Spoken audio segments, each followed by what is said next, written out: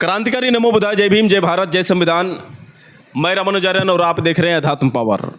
वैसे दोस्तों, देखा जाए तो बीजेपी सरकार में जिस तरह से बहन बेटियों के साथ अत्याचार हो रहा है ये अलग बात है, लेकिन हैरानी कर देने वाले आंकड़े इस समय ऐसे आ रहे हैं जिसे सुनने के बाद आप सवाल खड़ा करेंगे कि जो सरकार ये कहती है कि बेटी पढ़ाओ बेटी बचाओ, उसी सरकार में किस तरह से बेटियां आज असुरक्षित हैं, बेटियों पर किस तरह से लगातार शोषण हो रहे हैं। अपहरण, रेप, हत्या, बलात्कार जैसी घटनाएं आम बात हो गई है। मैं आपको बता दूं कि भीम आर्मी चीफ चंद्रशेखर आज़ाद ने इसी पर सवाल खड़ा किया है और उन्होंने एक ऐसा ट्वीट किया है जिसे आप सुनेंगे तो वास्तव में आप यही कहेंगे कि ये जो बीजेपी जिस तरह से नारे लगाती है बेटी सुरक्षा को लेकर, आखिर ज़मीनी तौर पर देखा जाए तो किस तरह से उसके नारे सारे फेल हैं।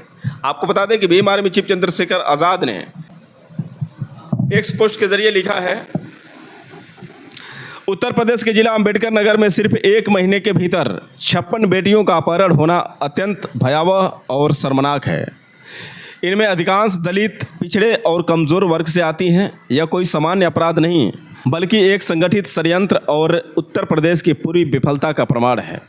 जिले के 18 थानों में दर्ज इन 56 मुकदमों के अलावा अपहरण से पीड़ित दर्जनों परिवार ऐसे भी हैं जो डर और लोक लाज के कारण शिकायत तक नहीं कर पाए। सबसे चिंताजनक और शर्मनाक पहलू यह है कि कई मामलों में पुलिस ने पीड़ित परिवार की गुहार के बावजूद एफआईआर तक भी दर्ज नहीं की।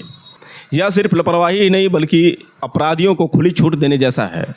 मुख्यमंत्री माननीय योगी आदित्यनाथ जी से सवाल है कि अगर बेटियां ही सुरक्षित नहीं हैं तो आपके मिशन शक्ति और बेटी बचाओ जैसे नारे आखिर किसके लिए हैं?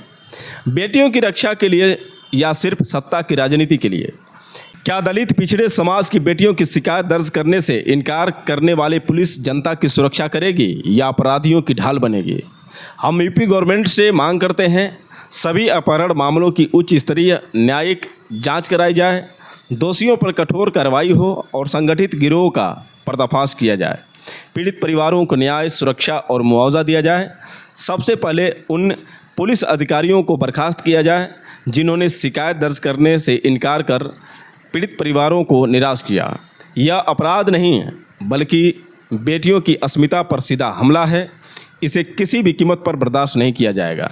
तो दोस्तों, यहाँ पर भीम आर्मी चीफ चंद्रशेखर आज़ाद ने जिस तरह से यूपी गवर्नमेंट यानी माननीय योगी आदित्यनाथ जी को टारगेट किया है और उन्होंने कहा है कि ये जो आप दिखावे के बेटी बचाओ का नारा लगाते हैं, नारी शक्ति का नारा लगाते हैं, एक ही जिले अंबेडकर नगर में 56 अपहरण के जो केस दर्ज हुए हैं, जैसा कि भीम आर्मी चीफ चंद्रशेखर आज़ाद ने बताया कि कई ऐसे केस हैं जो पुलिस ने एफआईआर ही नहीं की।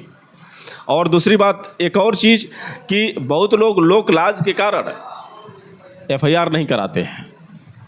तो आज के दौर में जिस तरह से हालात है और ख़ास तौर से उत्तर प्रदेश में हालात है, महिलाओं की सुरक्षा की बात करें, युवा बेरोजगारों की बात करें, किसानों पर अत्याचार की बात करें, गरीब, शोषित और दबे कुचले जो समाज के लोग हैं, खास तौर से दलित पर जिस तरह से अत्याचार हो रहे हैं, इस पर भी भीम आर्मी चीफ चंद्रशेखर आज़ाद ने काफ़ी गंभीरता से सवाल किया है योगी आदित्यनाथ को।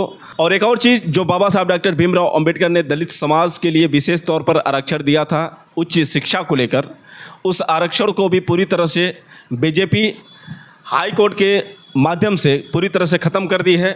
और वही भीम आर्मी चीफ चंद्रशेखर आज़ाद ने इलाहाबाद हाई कोर्ट से सवाल खड़ा किया है और उन्होंने एक्स पोस्ट के ज़रिए लिखा है कि माननीय इलाहाबाद हाई कोर्ट की लखनऊ खंडपीठ की डबल बेंच ने भी सिंगल बेंच के फैसले से सहमति जताते हुए अंबेडकर नगर, कन्नौज, जालौन और सहारनपुर के सरकारी मेडिकल कॉलेजों में अनुसूचित जाति जनजाति को दिए गए विशेष आरक्षण निरस्त करने के फैसले को बरकरार रखा। ये निर्णय न सिर्फ शोषित वर्ग के साथ अन्याय है बल्कि उन शर्तों से विश्वासघात है जिनके आधार पर इन संस्थानों की स्थापना हुई थी।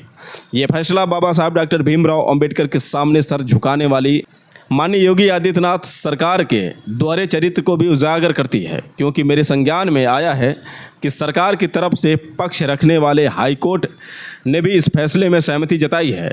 याद रखिए, इन मेडिकल कॉलेजों का निर्माण समाज कल्याण विभाग की विशेष घटक योजना से 70% बजट लगाकर हुआ था। उस समय यह स्पष्ट किया गया था कि जिस मद में निर्माण होगा उसी के अनुरूप अनुसूचित जाति जनजाति वर्ग को विशेष आरक्षण मिलेगा और एमबीबीएस सीटों पर आवंटन भी उसी आधार पर होगा। लेकिन हाईकोर्ट का यह फैसला उस ऐतिहासिक न्याय और सामाजिक उद्देश्य को बेरहमी से रौंदता है।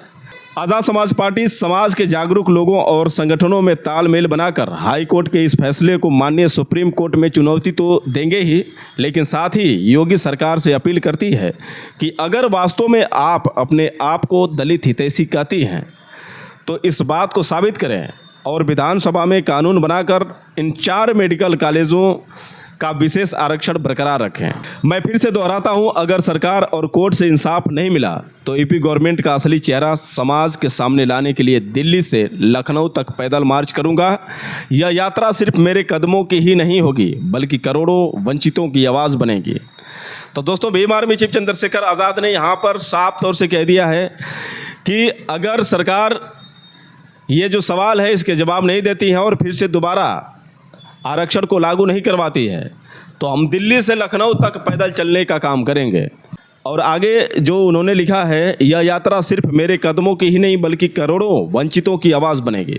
तो साफ साफ यहाँ पर भीम आर्मी चीफ चंद्रशेखर आज़ाद ने योगी आदित्यनाथ को खुली चुनौती दे डाली है।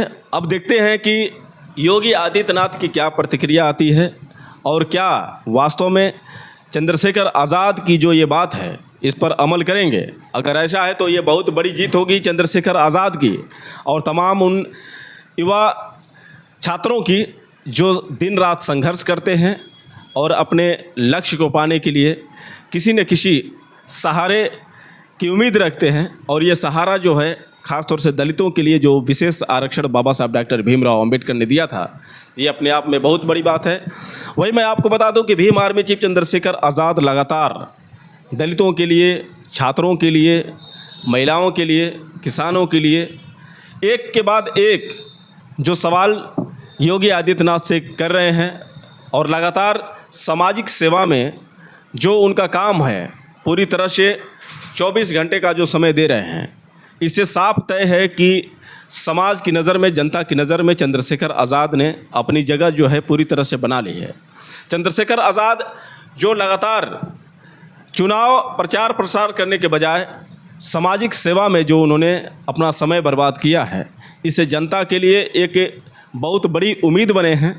क्योंकि जनता जान चुकी है कि चंद्रशेखर आज़ाद जो हैं किस तरह के नेता हैं।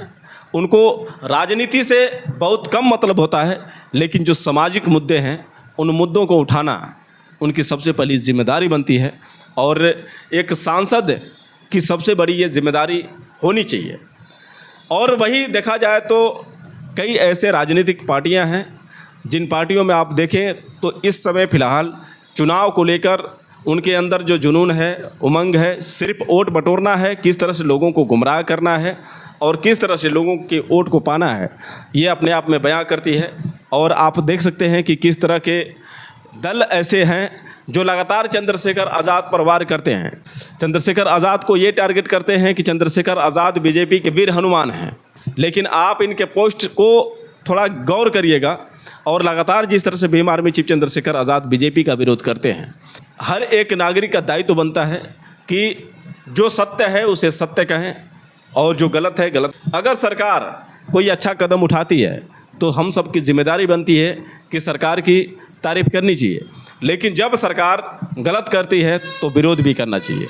लेकिन दुर्भाग्य देखिए कि सिर्फ अकेले भीम आर्मी चीफ चंद्रशेखर आज़ाद ही इन मामलों में संज्ञान लेते हैं, इन मामलों पर विशेष कहीं ना कहीं ध्यान देते हैं। बाकी जो अन्य पार्टियां हैं वो चुनाव प्रचार प्रसार में लग गई हैं और चंद्रशेखर आज़ाद को नीचा झुकाने के लिए एक के बाद एक राजनीतिक पार्टियों का जो बयान आ रहा है, आप समझ सकते हैं कि सिर्फ एकमात्र चंद्रशेखर आज़ाद के पीछे पूरी राजनीतिक पार्टियां पड़ी हैं।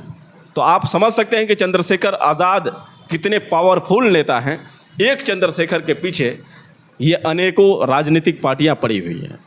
और एक और चीज़ है कि चंद्रशेखर आज़ाद लगातार उन समस्याओं के समाधान हेतु ही कदम उठाते हैं, लेकिन अन्य जो राजनीतिक पार्टियां हैं इनको क्या से क्या बोलती हैं इस पर भी चंद्रशेखर आज़ाद नाराज़ नहीं होते हैं।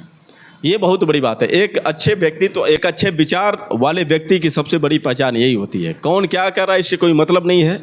उनका जो कार्य है चंद्रशेखर आज़ाद बहुत बारीकी से कर रहे हैं, समझ रहे हैं और वो जान रहे हैं कि जो बाबा साहब डॉक्टर भीमराव अंबेडकर का मिशन था वो उनका मिशन किस तरह का होना चाहिए।